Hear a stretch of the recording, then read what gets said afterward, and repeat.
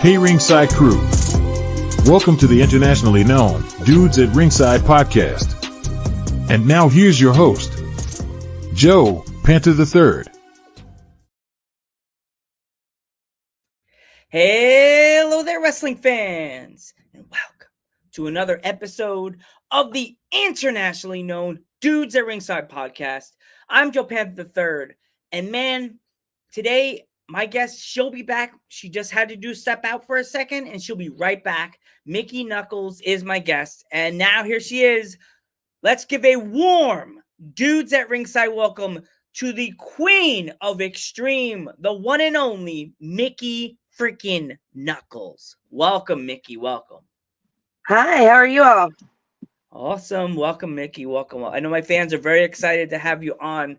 I've been talking about it for weeks. So if my fans from the other side of the globe that are not familiar with you, and why would they not be, introduce yourself.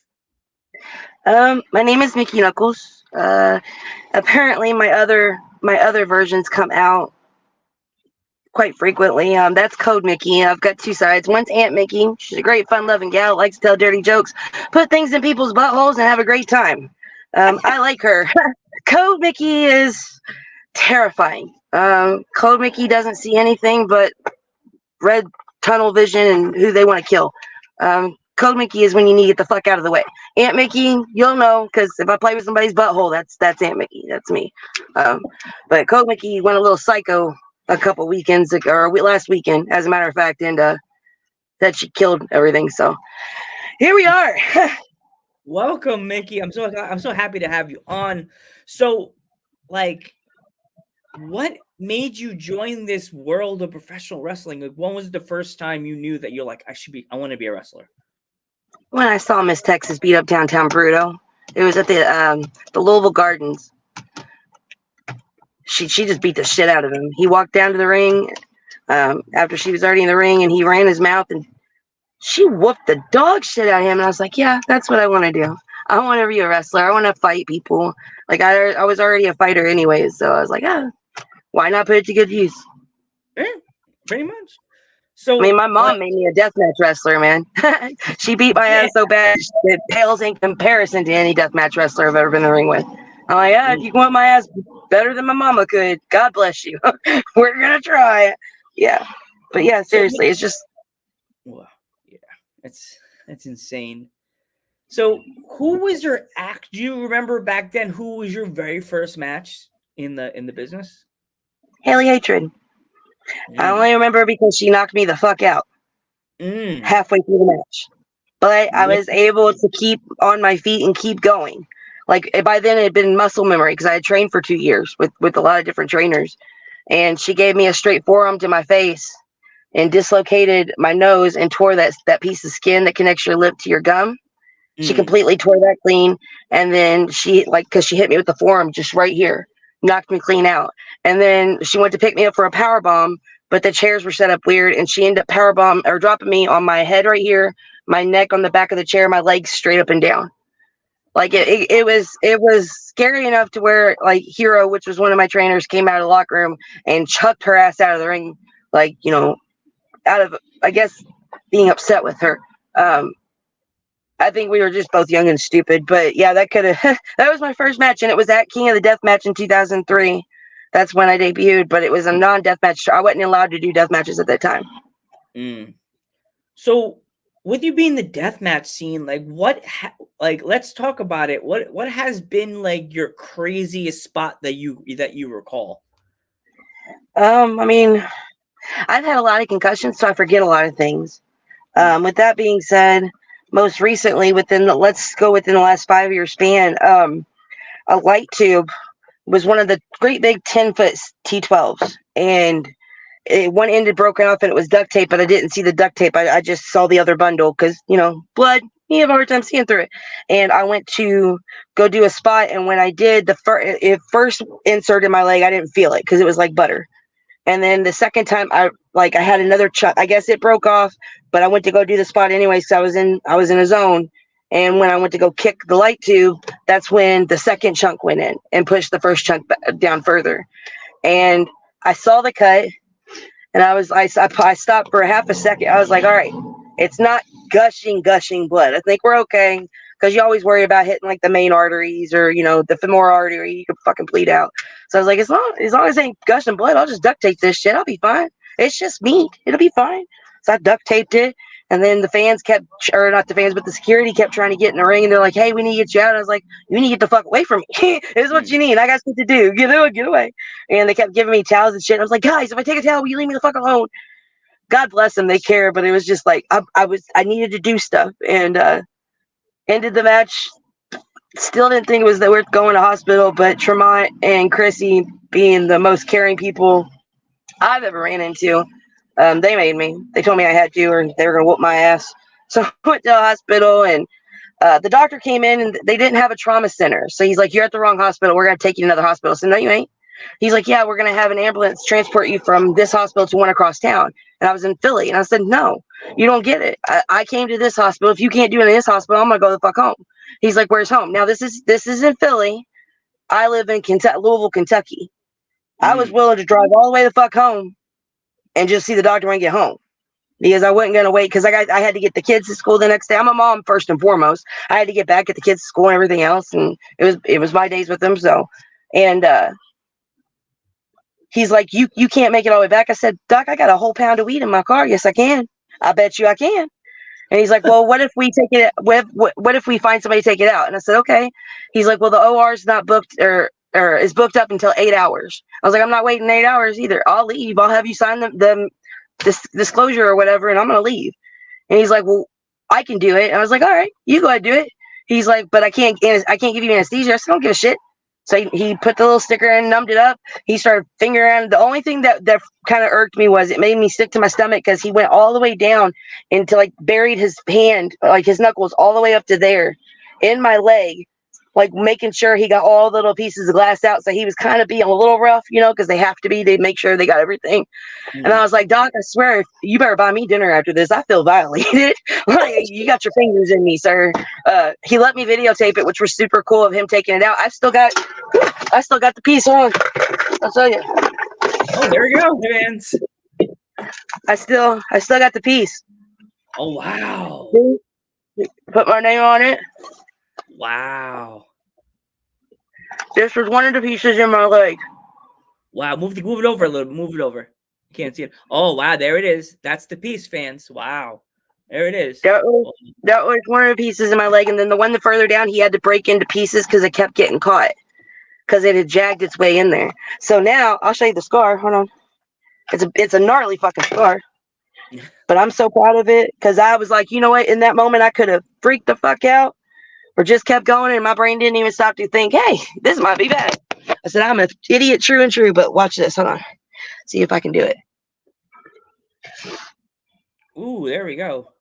Ooh, yeah, I see it. Oh, yeah, fans. There it is. And I can't feel that. Wow. So that's the most recent gnarly thing. The other thing is I got knocked out so bad where I was out for a full 5 minutes. I don't remember waking up. They said I woke up, sat up in the ring, smiled, waved to people, and told them thanks for coming out, and I hope they enjoyed the show. And that was after the main event of the Tournament of Death 2 years ago for CZW. And I all I remember is I was up on the balcony with Bobby, and I'm so I'm gonna let y'all in a secret here. I'm terrified of heights. Ever since my leg break, and it's not like I get nauseous or sick. I just get bad feelings because my freaking femur snapped right in half. So my leg will do this when I'm up high. So I gotta just eat it, and that's what I do a lot. Is I eat it and just put myself through it and fuck it, overcome that fear for a second, but then I immediately regret it. And I don't remember landing, but you could see on the video where it was a bare board match. They completely cleared off the ring of like the canvas and the padding and everything. So it was just the 2x4s. And when we landed, one of the 2x4s popped up and donkey hit me in the back of the head and knocked me clean out. Oh, and when I woke up, I had completely been changed into my regular clothes. Thank God my sister and them were there. Otherwise I feel really fucking awkward. But apparently I was changed to my regular clothes, and they were starting to clean me up, and I was like, hey, what happened? They're like, yeah, you keep asking. And I was like, yeah, it happens with concussion. And the next day on the way home, I vomited. quite a few times, but Necro, being Necro, he was like, "Hey, you want to go get some Buffalo Wild Wings?" And I was like, fine, fine. Let's live life right now. I'm gonna hate you. That's fine. Buffalo Wild Wings won't have post concussion syndrome. Perfect. So, hello, sir. Hey, Mickie, how are you doing? I'm okay. How are you? I am good. I can't believe I missed a Necro Butcher story. Well, I got a lot of them. Necro's always been a good guy to me. Well, me and you actually have an associate, and that you and I both know pretty well, by a man named Roland Hard. Hold on. Yeah, I know. That's my cousin. Yeah, there's how many of us now that have this tattoo? 32? Roughly. I need to get it. It's on the list to get. But yes, Panther asked me, he goes, "Hey, I'm interviewing Mickie." I was like, "Oh, I'm being a part of that. I got to talk to her for a little bit." So my question is, what's a good Roland Hard story? Because you and I both know he was a great man. What's your favorite story that you had? I think he came in a couple of times with Mitch when I was training, and a lot of times and you'll know who I'm talking about, on different days that have different trainers. So one day might be Mark Wolf and Chris Hero. One day might be Ian. One day might be Bull and Todd Morton. One day might be Tracy. One day, Roland would come in with Mitch Ryder, or not Mitch Ryder, but Mitch Page. And because, they were inseparable, but they would always come in, and Mitch Page and Roland actually gave me chop class. So chop class, for those of you who don't know, is an old school training lesson that some providers do, whatever, each their own, where if you have to get in the corner and you reach around, you grab either the second rope, or because I was such a short shit, I had to grab my shorts to hold them out. And they take turns chopping you, however many people's there to train you that day, 5 times each on each side. And so I had 5 trainers, so I got 50 chops. And they said if I let go, they have to start over again. So I was determined not to fucking let go. But I did it to myself because I had found out before I started training with them what they did for girls. They normally just make them get in the ring and act like they're going to take things like the punch or the chop or anything. And I had opened my big mouth in true Mickie fashion and said, if you're going to train me like a boy. And so here, chop class comes, and I'm like, all right, I'm going to fully take it. All I had on was a sports bra and these little basketball short things, and took every fucking chop. And Roland was about the 4th one in. He was before the Mitch, which was the heavier hand. And Roland's like, "I'm so sorry." I'm like, "It's okay." And every time he'd hit me, he'd be like, "But you gotta admit," and he hit me again. He's like, "This is a good way to get initiated." And he hit me again. He's like, "But to the food stamp champ." And I was like, "Oh dear God." But you know how Roland would just always just food stamp champ. But he was one of the nicer ones in the training sessions too, where if I was having a rough day and I domed myself quite a bit, he'd be the first one to go, "Hey, let's talk about something else for a little bit. Let's do psychology." Yeah, I was really lucky. And then to know his kid when they were so little, that was special to watch there, because you got to think I was a baby, even myself, when I was around his kids, and like seeing just everything. And then when Roland passed, that hurt. That hurt a lot. That was my first big wrestling brother pass thing, and it was really soon. But everybody asks me what this tattoo means, and I tell them it was for a friend of mine who's probably one of the greatest men I've ever known, and give you a shirt off his back. Between him and JC Bailey, those were the 2 kindest people. Whenever people looked at him and thought they were degenerates, they didn't understand them. They just took them at first view. I mean, they look like degenerates. We all do, but yeah. So I try to carry on. Just same thing with Tracy Smothers. Like I still have days where I fucking just wish I could call him and hear him vent, or me vent, and just realize I'm not alone in this fucked up world. And but all we can do is live on, right? Right. No, you're not the first person to tell me that. And I hope you don't mind me asking that question, but but he it's just awesome that I'm able to ask you that. Even though he was a big goofball too. Not many he is, yeah. But he brought fun to wrestling. Between like characters like him and Adam Gooch, say what you want about Gooch, but characters like him, Adam Gooch, Mitch Ryder, even Larry Sweeney when he started coming down, actual people who put fun back in wrestling, but still mix. That's where I get a lot of mine between them and Tracy. and the old Memphis style. That's where I get a lot of my mannerisms now, with the slapstick humor and comedy. Tell crude jokes, dirty jokes, one-liners that get people not like, what the fuck did she just say? That's me. And mix it into, because you gotta amuse yourselves first in this business. If I can make myself laugh, hopefully it makes somebody else laugh. Right. So, but they attribute a lot of that to it. So did Bull Payne. Everybody wants to think that Bull was always about, oh, I'm tough and nobody, but they never understood Bull's psychology. Bull was so fucking intelligent to know when to play the cards down as a heel, and when to build them back up for the baby. Like, he was such a even like as a worker. I wish he would teach classes now, because he taught you how to give and take with that. Another question I want to ask Joe. Sorry, I don't mean to just pop in and take over the show. You're the honorary dude for the day. Given how women's wrestling has had such a revolution the past few years, I would still consider you, and I'm not kissing your ass, I'm just saying straight up, you're probably one of the first badass. We'll be kissing for a while. Anyway.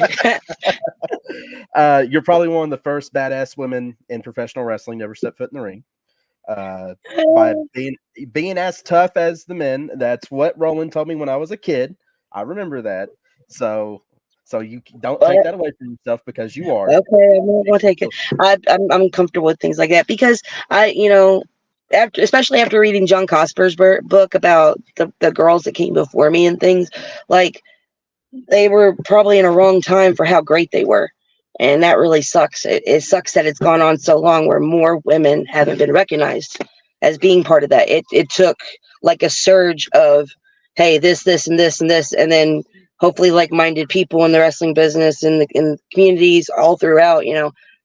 It took a while. I remember there was a wrestler.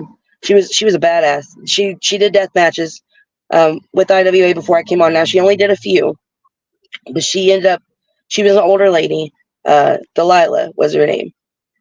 Oh God, yeah. Any other time I can remember her name. It was like, no, it's not Big Mama. It was. She had long blackish hair, but she had 9 kids. She always boasts that she had 9 kids naturally, and that's what made her a deathmatch wrestler. But she would take the sickest shit. Like, Corporal would just boom her in the head with this. What was it? It was a barbed wire, but it was like one of those tin toasters, like the old school toasters, tin toasters with the big flat handle as you push it down.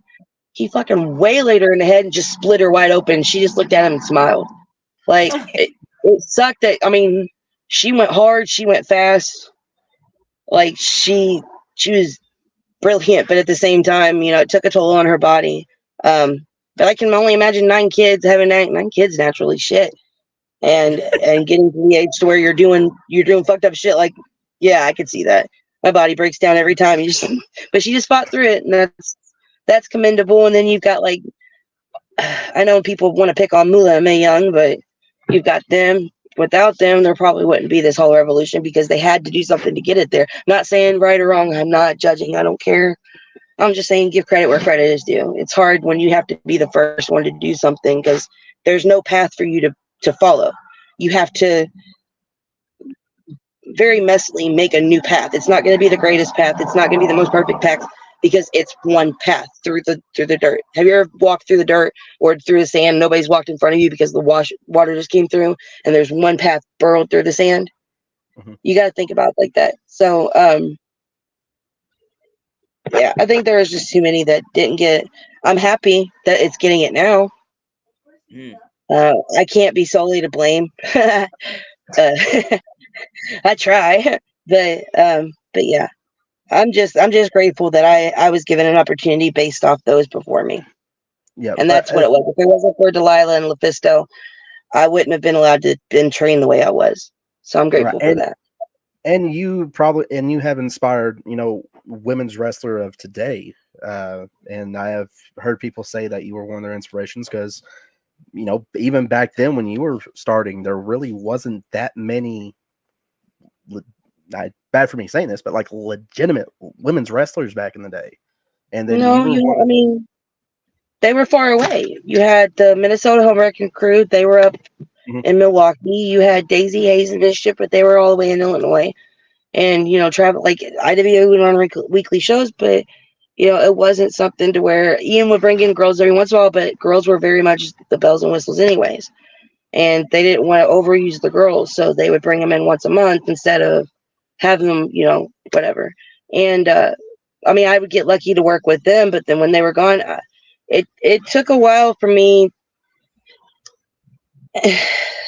I went through a lot of hazing and stuff early, or not through the wrestlers, but through certain members of IWA in the early days. And maybe that kept me humble. I don't know. I still feel like an imposter syndrome sometimes when people talk to me like you are, and I'm like, or they say things like they're 30 and they've been watching me since they were a kid, and I'm like, oh, I'm so old. But yeah, like I was raised to not watch my own things and stuff. So what I'm getting at is it builds a rapport with them that after you take so much hazing and you keep coming back and you keep working towards it and you keep fighting them and you just stick your nose to the grindstone, you have to beat that path in order for them to see you. Right. And then they'll follow with you. So it really took the guys being okay with saying, all right, we're going to try it this way, and trusting me and me trusting them and doing the best I can and getting punched in the face and not bitching. And because I have a high pain tolerance and I like fighting people. So I was like, yeah, who's going to do it but me? Right. And you being a forerunner of that now, especially with even the independent scene today, 9 times out of 10, your name comes up on their list. And that's I'm on Necro Butcher's list. That was really cool. I've met Necro once, and we had a really good conversation. He was cool, super cool. Yeah.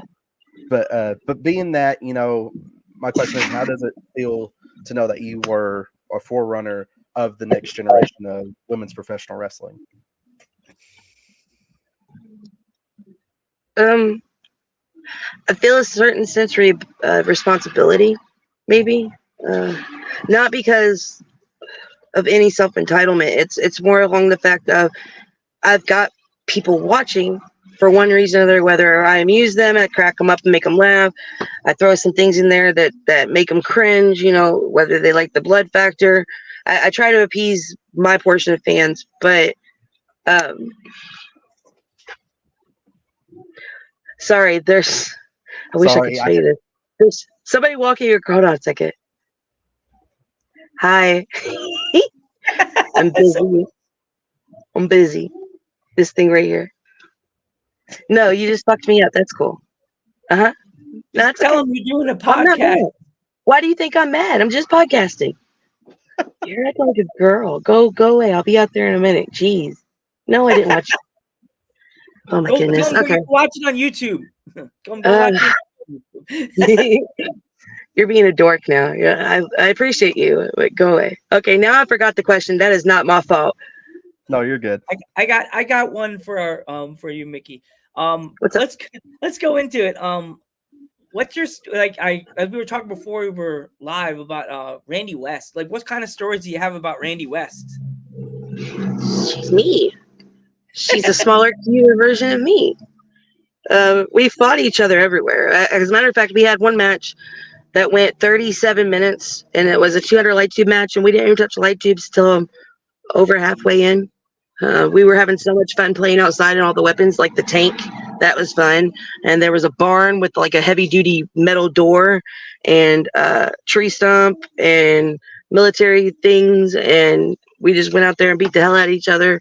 And that was a good time. But then we decided we're going to go ahead and start tagging together because, 2 of us against any set of guys, I think we got a pretty good fucking shot. Because I'll use her as a weapon. She is short. I will throw her. But we created the tag team that's called 2 Hookers and an 8 Ball. Of course, Randy would, right? The 2 Hookers and an 8 Ball. Good times. We're currently the the Horror Slam. I forgot. The Horror Slam tag champions. So that's pretty cool. We beat the hell out of these Cobra Kai people. It was a good day. It was awesome. They deserved it. G.I. Joe's better anyway. I was like, ooh. Sorry. No, I was like, wrong thing. I just lost it right now. I just lost my nerd card. My 2 co-hosts of my nerd podcast just went, Give me your ID, your nerd ID, Joe.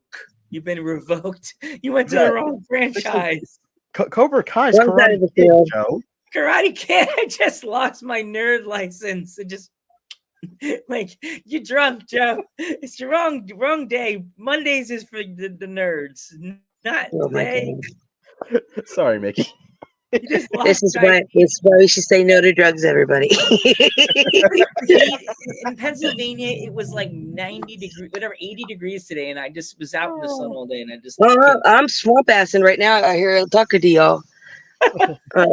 Great. This is great. She's hashtag swamp assing. Go out here. It's gonna be a slip and slide on this. Look, it's a leather chair too. We ain't got no chance. God. No, God as hell. Woo. It ain't my car. I don't care. Yeah,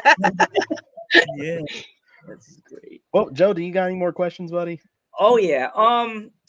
So when it comes to like the weapons you grab for your death matches, like what would you say would be like your top 5 weapons that you like always have to grab that you want to bring to the ring? I have my 2 axes. Okay. Phil and Will. I've had them for quite a while. Actually, I've had them for about 4 years. Phil, I got up in a Milwaukee deathmatch show tournament thing. They had put it in the pile of weapons, and I kept eyeballing it. And Pondo's like, "What are you looking at?" Said that axe over. I don't know. I really like that axe. I don't know why.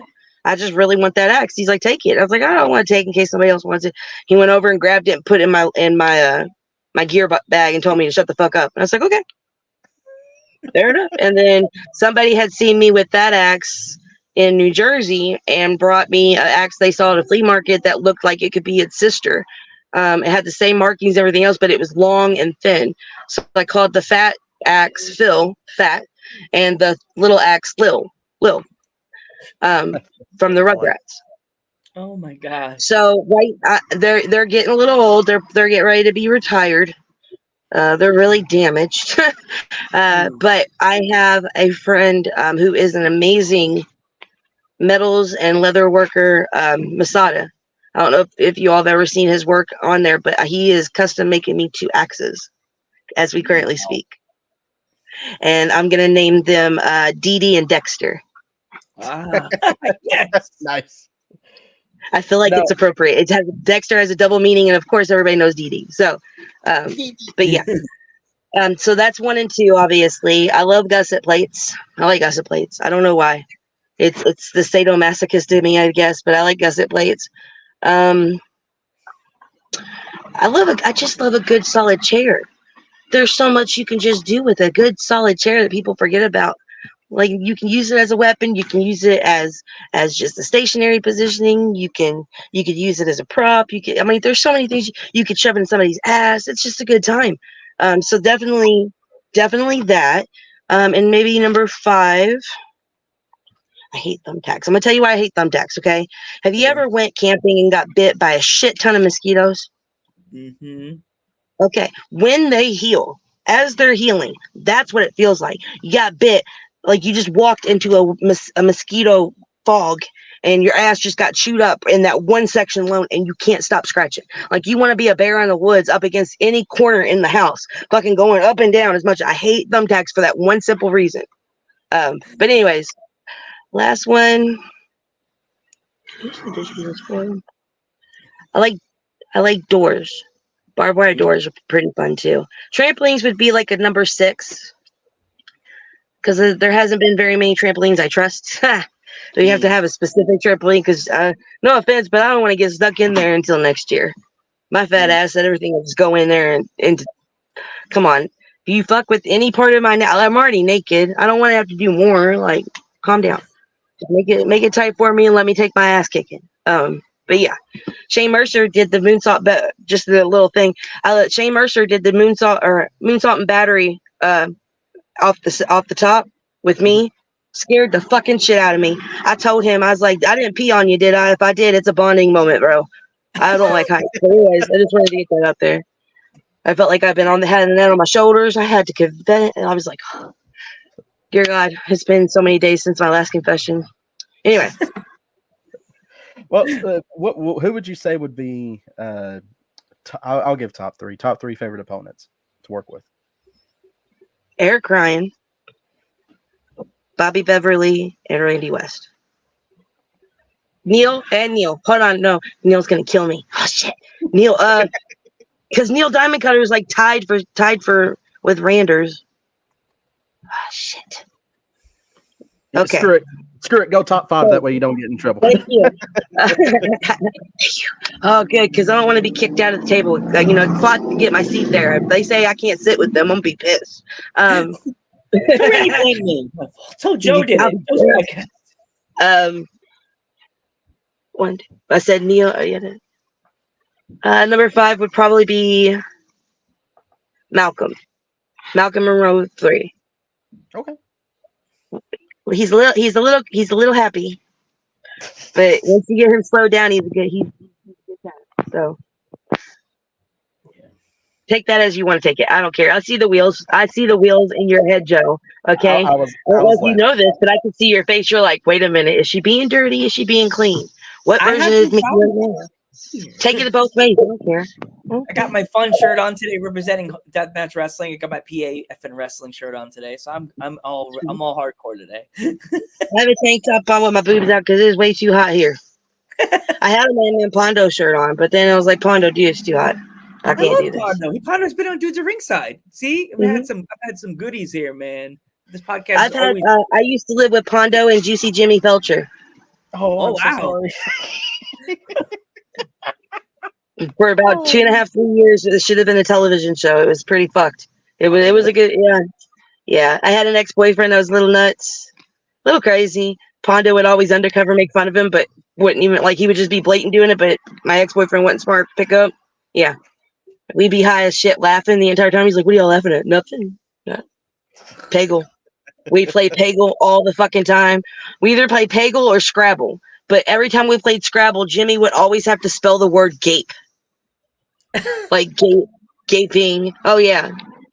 So that was interesting. Wow. But yeah. Just so you know. Small world. I've ran into Pondo too. I already know the Bridget the Midget story. Oh, yeah. Pondo. I didn't even ask. You don't have to. That's his claim, man. Man, Pondo is an equal opportunity lover, I guess, and he is very proud of that moment. He slept with the porn star that happened to be a midget. Good for him. I think it was either Travis Dykes or Creepy Sean Walden that brought it up. One of the two. They're the Midnight Vultures down there. They work down there in I know who they are. I was like, I don't know who would bring that up. I want to say it was probably Sean. Sorry, Joe. It's all good. I'm happy to have you with me, Joe, and I know you wanted to join me for this one anyway. I'm so glad to have you with me, dude. So like, is there any other states you have not wrestled in yet, Mickie, that you want to travel and wrestle to in? Las Vegas. Let's see. Wouldn't mind wrestling in Florida again. That was pretty fun. Colorado was a fun time, but I only wrestled there once. Is there wrestling in Utah? I feel like there's wrestling in Utah, right? Oh no, they're pretty but very seldom. Yeah. Maybe. I don't know. It's more other countries I want to go to than states. I mean, I'm happy to go to any new state. I'm happy to go to any old state. Oh, we scared her away, Joe. She'll be back. She'll be back. Her phone probably died. Her battery probably died. So while we're waiting for Mickie to come back, today, unfortunately, we lost an absolute legend in the wrestling business. I know him because I'm friends with a lot of Pennsylvania wrestlers. This episode, I didn't get a chance to do it. I was so excited when we first got Mickie in the room. This episode is a dedication to Alpha, aka Pops. While we're waiting for Mickie to come back, want to do a moment of silence. I don't have the bell, but a moment of silence for Alpha, aka Pops.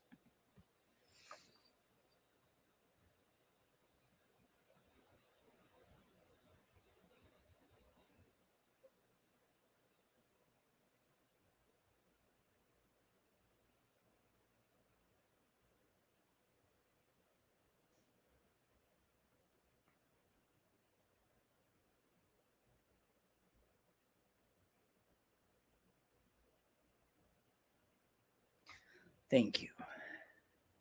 Yeah, that was I interview like a lot of the students, and I met Alpha Junior in New Jersey. In New Jersey, I met him. Freezing enough.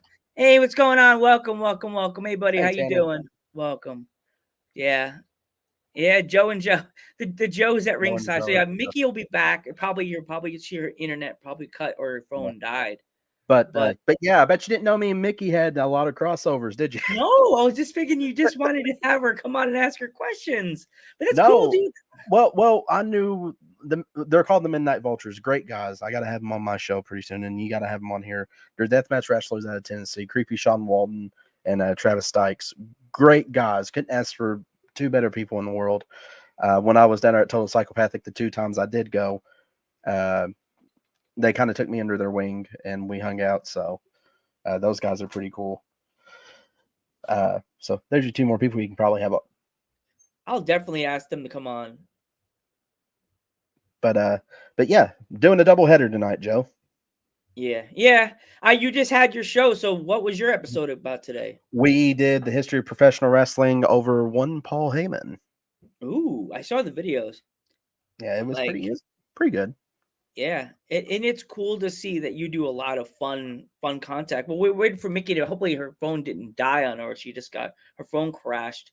So, like, what kind of other content do you do on the Joe Monroe show? If I forgot to let you came on the podcast last year, what kind of stuff you have coming up? Like, well, we still have the horror show, the Eldridge and Monroe Horror Show. We still every Friday we'll have either the No Cell Roundtable, which you've been a part of, and the history of pro wrestling. So we interchange them out for every other Friday to kind of keep it, a little interesting for the folks. We're almost to 1K followers on Facebook. Wow. We're 1 away from 950, so that's going to be really good. Sorry, a really good. How can I say this? Milestone for us. So that's going to be pretty cool. But yeah, man, that was. I appreciate you letting me on here and ask Mickie a few questions because I was like, I don't even know what I'm going to ask her. Yeah. I hope everything's okay. She didn't message me back. Hope she didn't just jump out because she didn't say anything after that. Probably her phone died or her phone overheated if she's in the car. Yeah, I get it. Yeah. But with that being said, Joe, I'm probably going to head out myself. Well, I could do the send off before you go, Joe. But as I said, if my fans want to follow you on social media, how can they find you? Well, they can find me at Joe Monroe on Facebook and the Joe Monroe Show. We're the only show on there on Facebook and on YouTube. We're also on Instagram and on TikTok. Awesome. Thank you so much, Joe. I am Joe Panther III. I am Joe Monroe. And we also had Mickie, but your phone overheated or died. And we will catch you in the next one.